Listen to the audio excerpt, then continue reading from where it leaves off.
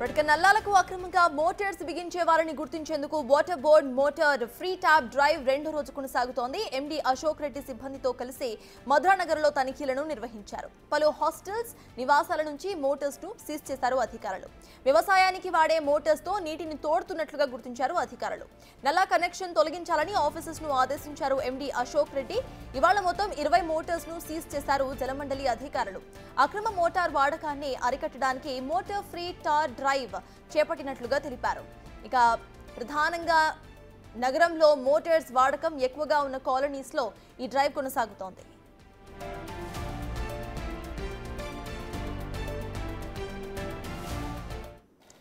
దీనికి సంబంధించిన అప్డేట్స్ మా ప్రతినిధి శ్రవణ్ అందిస్తారు. శ్రవణ్, చెప్పండి, ఈ డ్రైవ్ లో ఎన్ని మోటార్స్ వరకు ఇప్పటి వరకు సీజ్ చేశారు, ఎప్పటి వరకు కొనసాగుతోంది, అప్డేట్స్ ఏంటి? గ్రేటర్ హైదరాబాద్తో పాటు ఔటర్ రింగ్ రోడ్ పరిధిలో ఉండేటువంటి అన్ని ఏరియాలో కూడా మోటార్ ఫ్రీ ట్యాప్ అంటే నల్లా వచ్చినప్పుడు మోటార్లు వాడకుండా ఉండేందుకు వాటర్ బోర్డు అధికారులు ప్రత్యేకమైన డ్రైవ్ కొనసాగిస్తున్నారు. నిన్న ప్రారంభమైనటువంటి డ్రైవ్లో 2 రోజులు అంటే ఇప్పటి వరకు దాదాపుగా 84 మీటర్లను అధికారులు సీజ్ చేశారు.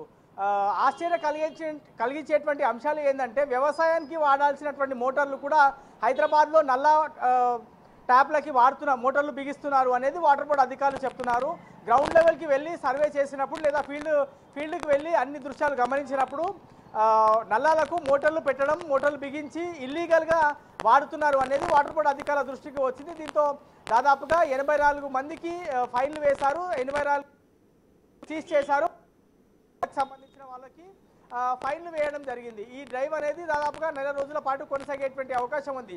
ప్రధానంగా ఈ డ్రైవ్ పెట్టడానికి గల కారణం ఏంటంటే ఎండాకాలంలో వాటర్ తీవ్రత అనేది డిమాండ్ అనేది చాలా ఎక్కువ పెరుగుతుంది. సో బస్తీలలో వాటర్ సరిగా రావట్లేదు అనేటువంటి విమర్శలు వస్తున్నాయి.